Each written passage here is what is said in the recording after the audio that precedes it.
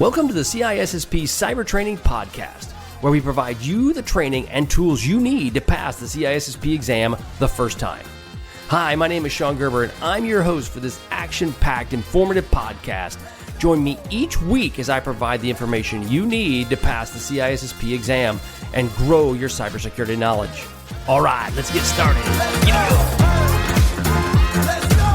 Hey, all, it's Sean Gerber with the CISSP Cyber Training and Reduce Cyber Risk podcast. I hope you all are doing well this beautiful day, and it's great here in Wichita, Kansas. So I love it. It's awesome. So, quick question for you. We're just episode 5. This is the ongoing series around how basically the CISSP cyber training got started. And we're just now rolling into this next podcast. We're going to be talking a little bit about CISSP expectations around salaries and so forth. But before we do, we'll kind of talk back about what we did and we discussed in the last episode. And it was around understanding the CISSP certification and preparing for the future. One of the points brought up is that if you are certified, you do run the ability to potentially make at least 22% more than being non-certified. Now, I've seen that article out there, and I'm quoting that, but at the end of the day, it really comes down to experience. So having the cert is extremely valuable. However, having the experience is as much, if not more so. So just kind of something to consider as you're looking at this. We talked about the CISSP and the requirements around it, as well as having the experience needed to become a CISSP. There's all the 3 areas, the 3 concentrations would be your architecture, engineering, and management. And then we also discussed a little bit around the associate CISSP and the additional certifications as it relates to Security Plus and Networks Plus. So that was just kind of the last podcast in 004. And the ultimate point was just to kind of walk through these different areas and to give you an idea of where we're at. So now as we're dealing with expectations around the CISSP and taking the exam, one of the big things that I see online quite frequently is around the salary as it comes to being in the cybersecurity. Now, there's a lot of things that will break down the salary, and I've got training over at CISSP Cyber Training. I've got an actual training specifically, and you might even see it on YouTube because I'll put it out there, where around what can you expect based on the role that you're looking to do. And a lot of things when you start off as an individual that's trying to get into security, into the cyberspace, your pay can change quite substantially depending upon the role that you actually take. Now, I pulled off of ISC Square. They have an article there on their website, and they're the ones that put forward the CISSP along with a lot of other certifications. But one of the things they bring up is kind of the breakdown in actual income based on where you're at. So in the Asia Pacific region, they're basically saying it's around $57,000 US is what you would make. Europe is around 81,000. I think North America, they're saying around 120,000 is what you can anticipate by getting the CISSP. Now, I will tell you that will range. And also the other thing is it really depends on the role. You can get the CISSP and be a security analyst, and you'll be making $70 to $80, maybe $90,000 a year, which is amazing, right? I mean, that's really, really good income. But you also could be a CISSP being a chief information security officer and make substantially more than that. So it really depends upon the role. Just getting the certification does not automatically include that you're going to get paid that amount of money. It's a great cert, but it's not that great of a cert. So kind of keep that in mind. Now, also keep in mind that the pay will range a lot from location to location. As I'm out interviewing people for different roles, from security engineers to analysts, you name it. You end up architects, you end up interviewing them. And as you interview these individuals, you also have to keep in mind where they are at where they want to live. If you have somebody that's in New York and they are going to stay in New York, what ends up happening is their pay is probably going to be substantially higher. However, if they were in Wichita, Kansas, their pay might not be as high as it would be in New York City. Now, you go to Asia, you go to India. Now, the pay compared to U.S. standards would be lower. However, in India, it would be substantially higher. So again, it really depends on the geographic location and where you're at. It's all relative. It really, truly is. So you need to keep that in consideration as you're looking at getting a job some location. The other thing that comes into is if you're looking at working in New York, the odds of having more competition is higher. So therefore, the role that you may wish that makes the income that you want may not be available to you unless you have the experience to back it up. So it isn't just, again, it's not a meal ticket. You don't just punch it and you win. This isn't the lottery. However, if you do accomplish these different goals, you set yourself up for extreme success, both short-term and long-term, because this isn't a short-term game. This is a long-term future that you want to do for you and your family and your career. So therefore, it's extremely important that you think that way. Don't just look for the fast money. Another option as it deals with making money is the fact that as you can end up commanding a very significant amount of income based on what you're willing to do. Now, I was talking to other CISOs that are in my position, and one of the aspects came up is he said, we were talking about compensation and how do you look at compensation for other security officers? What would be the norm? And it will vary from position to position. However, one thing he did bring up is he said, if you're willing to do some things that other people aren't willing to do, you obviously could make a lot more money. Now, again, one thing you got to think about with the ISC squared and becoming a CISSP, it's got to be ethical, it's got to be moral, it's got to be something that you would do and that you have to be able to hang your name on.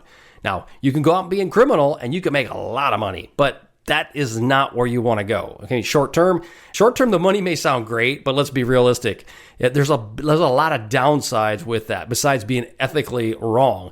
First off is if you get caught, the downside is you break big rocks into little rocks. It is not a good option. But that being said, if you are an expert in what you do, you can then be an individual that would go to a company who may have been hacked, for example. And we call it the dumpster fire situation, where they have a total dumpster fire going on, right? This company just got hacked. Their security person is out. Maybe they don't have a security person. You now would be parachuted in and you can help them with their situation. And by doing so, you could command a very significant income from that. Now, that being said, there's a lot of risk with that as well. If there's risk, where there's reward, right? You got to decide, is the reward is high? Is the risk high? Maybe not. But that being said, you could come in, you could command a large salary, you could help them, protect them, and then maybe move on and do your own thing.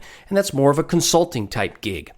The other option is that you can go potentially hang your shingle, I'm open for business, on Upwork or other contracting type websites. And you can say, I'm willing to do X, Y, and Z. A good friend of mine when I was an aggressor at the 177th Information Aggressor Squadron, he was my counterpart with the Active Duty Air Force. I talked to him just the other day, and he's got a consulting company, and he does that right now out of his own consulting business. And he's done very, very well. Now, the downsides of that, obviously, are the fact that you've got to have a good plan. You've got to have money set aside because when jobs come, they don't all come in at a very programmed time. It's either feast or it's famine. So you got to have a good plan for that. But there are options, right? So when I throw out these numbers at you, keep in mind, this is based on a workforce. You can make a lot more than this if you're willing to do different things that are both legally and ethical, okay? Just setting that expectation. So as we go into jobs, what are some different ways that you can understand how that works? Okay, so I'm going to throw out some titles and I'm going to put out some sample jobs that are out there, pulling off numbers from Glassdoor, Upwork, and other areas. So let's just go a cloud security engineer. Now, a cloud security engineer can range anywhere from $70,000 to $120,000 US dollars. Now, I'm going to put all this in US. If you're listening to this in India, obviously look at rupees and figure out how you want to convert that. But again, and that would also be different in India. The pricing obviously is about 30% less if you're in India, but the overall buying power is about the same. So your cloud security engineer is around $70,000 to $120,000 US dollars. Again, depending upon your experience, will get you more income. The cert will help, but the experience is what makes you the more money. Security architects in all variations of this will range between $90,000 and $180,000. I know there's people that have talked on YouTube that they make $200,000 plus as an architect. You can. I mean, there's bonuses that are included in there. You can definitely make over $200,000 doing it. But again, on the flip side is there's pros and cons for that. Not everybody does that. Let's be real. Not everyone makes $200,000 as a security architect. Now, there's many that make in the 150s, 160s, and coming from a guy that was broke, right? I mean, I have 7 children and I have no money.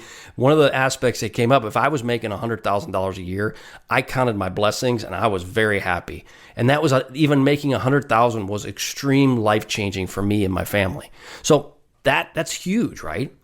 Security analysts will make anywhere from 60 to 100,000, and then a chief information security officer can make 110-ish to 250 or more, depending upon, again, bonus structures, other types of activities, and what you're willing to do.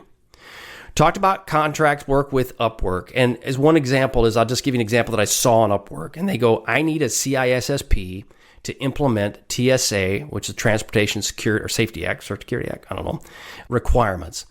You could also have someone comes in and says, I am part of CFATS in the United States, which is the Chemical Facility Anti-Terrorism Standards. I need someone to help me implement that. I have a government contract to help me do that. There's CMMC, which is the Cybersecurity Maturity Model Certification. I need people to help me get my business up to the CMC standards.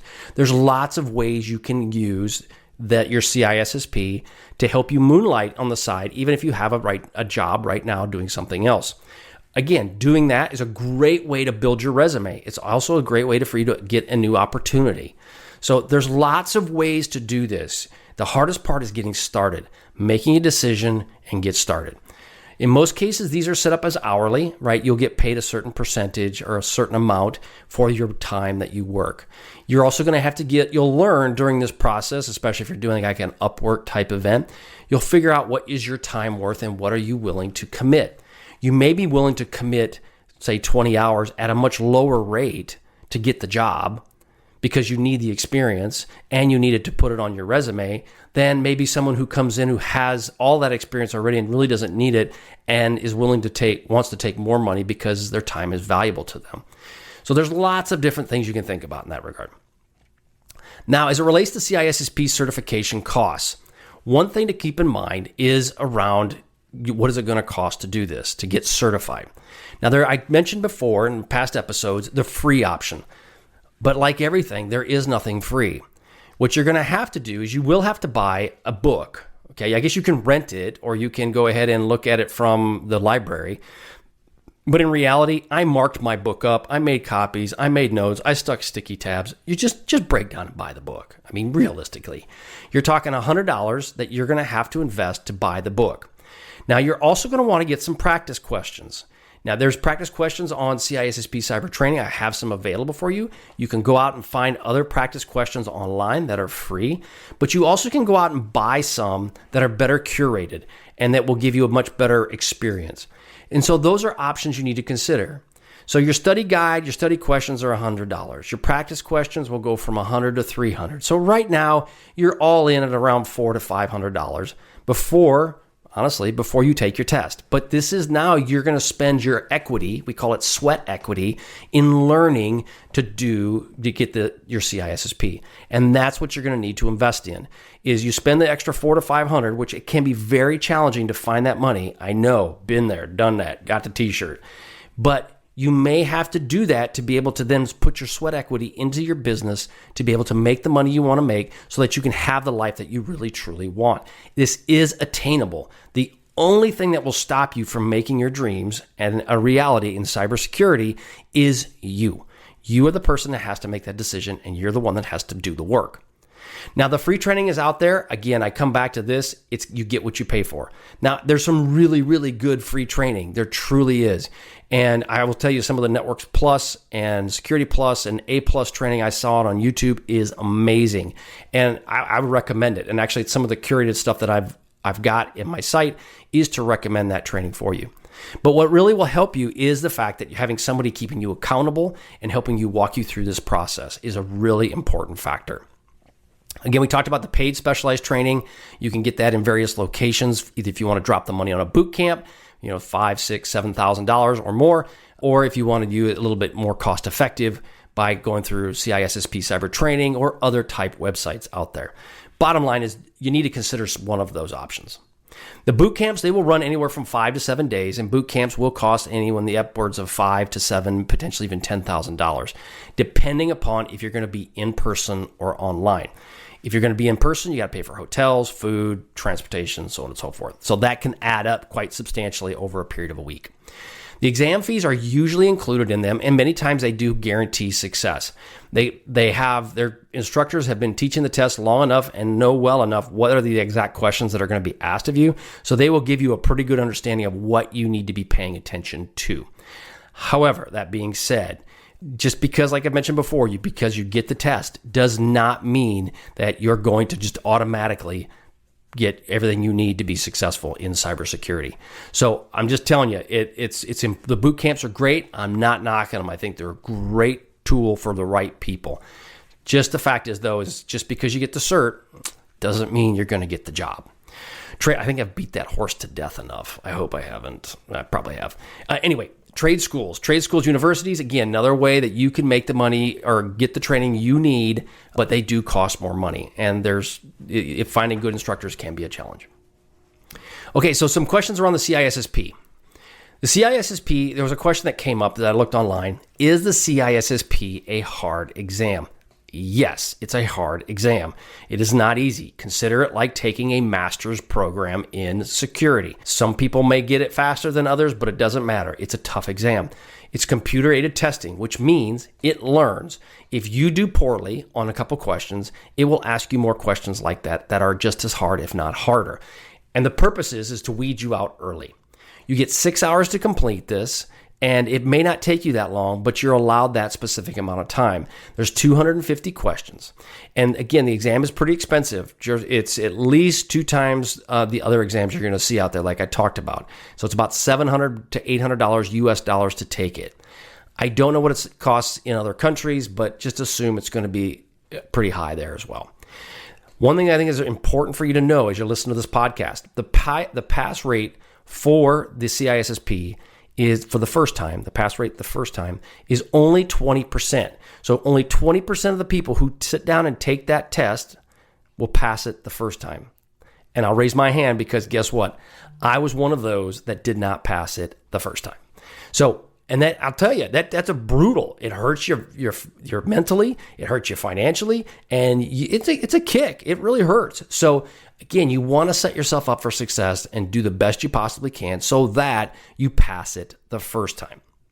Now, is the CISSP for beginners was a question. No, it's really not. It's not a good test for the beginners. Because of the work requirements, because of the endorsements, because of the fact that you really need to have a good understanding of networking and understanding that aspect of it, it is probably one of the most hard certifications out there. It's not the hardest, but it's a very challenging cert. So it is not for beginners. You need to focus on getting the skills you needed to go, and you can get those at CISSPcybertraining.com. I got to put the plugs in, just got to. But that will help you with getting your path to success. So again, CISSP is not for beginners. Now, how long does it take to become a CISSP? We talked about that before through the podcast, about 5 years of experience, full-time employment in at least 2 of the domains, which we mentioned of those 8 domains, the asset security, identity and access management, and so forth. There's many different domains. 8 total. But the point is you got to have full-time employment in those. College courses or certifications will give you an extra year towards that 5-year work requirement, which basically means if you go to school or you do the cert, you'll have 4 years to get the knowledge you need to be able to get your CISSP. Now, as far as preparing for the test, you need to self-study is about 3 to 6 months. I'll just be honest with you all. There's guys out there that'll say, I'll help you get it in 30 days. I'll help you get it in 60 days. Again, you have to listen to it and see if it's worth it to you. If you know that, I'll tell you from a guy who's got 21 years experience, can you potentially pass this thing in 30 to 60 days? Yeah, you can. If you dedicate everything you can in the next 30 to 60 days to study for that test, you probably can do it. I feel confident you can do it. However, it would not be a fun event. You would not be happy. And I personally feel that all you would do is you just regurgitate the information, pass the test, and you dump it. Not to say that that's a bad thing. I'm just telling you that to really, truly understand the CISSP and to understand some of the concepts, it's going to take you 3 to 6 months with having a life outside of studying. If you have a family, if you have a job, it will take you a good 3 to 6 months. Everybody I've talked to that has done it, it's in my world, they will all say the same thing. Okay, again, CISSP Cyber Training, I got resources that can help you with that. Again, if you're going to spend the time, let's help you walk through it. Boot camps are available, and again, they do help compress that timeline. So you can get this thing done in a week, right? But you just got to spend $10,000. They're great for the short term, but the other thing that comes out of that is if you don't have a long-term plan to keep that knowledge going, you'll remember it and then you'll forget it. So one of the other questions that came up was, what does a CISSP do? Okay, so this is a question that you'll see online is, what does a CISSP do? Well, the certification will help expose you to various concepts that you may or may not have in your current role. And that's the ultimate goal, so that you look at something with a different perspective. As an example, I was talking to my intern and we were talking about how security is set up. And some of the concepts that I gave to him around information rights management and protecting data through encryption was a total changer to him. And he looked at it now from a different perspective. That's the ultimate goal of it, is to provide you that knowledge. Another one is around secure development lifecycle. I was talking to my developers a few years back and mentioned secure development lifecycle. They had absolutely no idea what I was talking about. But as I brought it up to them and explained to them, they go, oh, that makes sense to them. The other part is around like security and risk management. One aspect of this is the TSA, CFATS, China cyber regulations. That falls under governance and regulatory requirements. If you are in security at all, if you feel that you won't ever deal with regulations, I'm sorry to tell you, but you're wrong. Now, you may not deal with them right away when you first get started as much as you will as you get more time in with the security space, but you're going to deal with them. So you're going to have to understand them. And I don't like them. I really don't. But it's one of those things that if you don't like, you better do more of so that you end up liking it.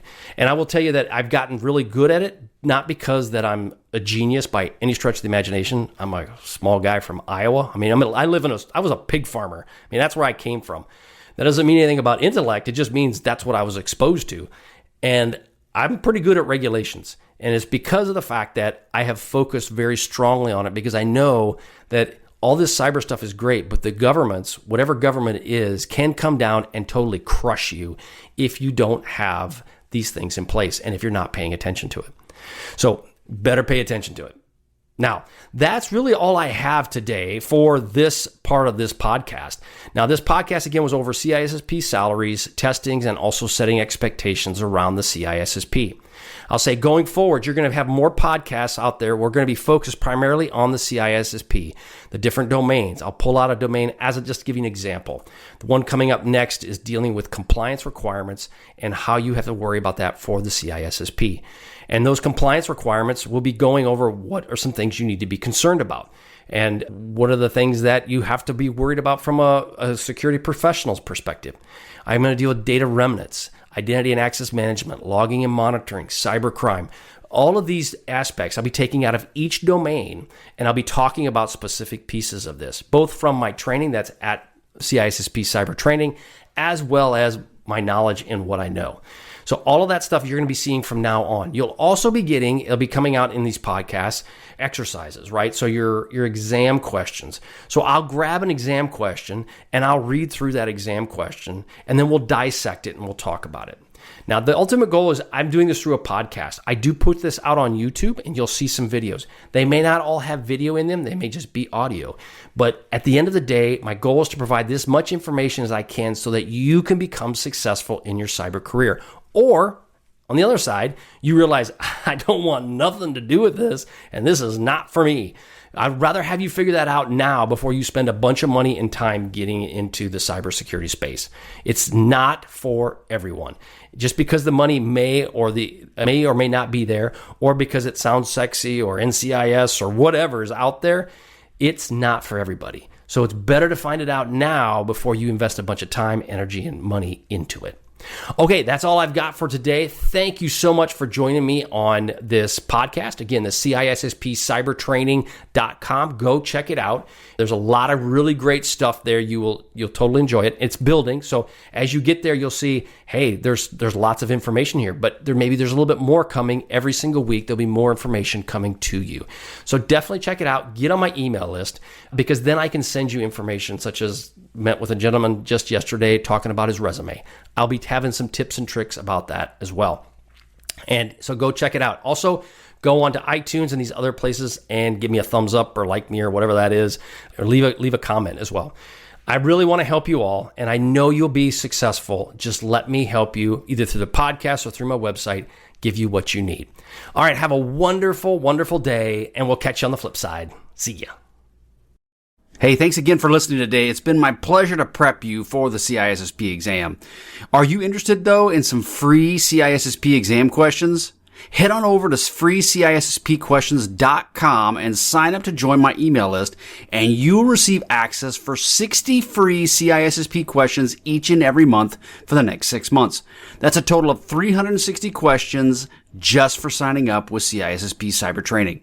You'll also gain access to other free CISSP resources, so just head on over to freecisspquestions.com and sign up, or head on over to CISSPcybertraining.com and sign up today. Have a wonderful day, and we will catch you on the flip side. See ya.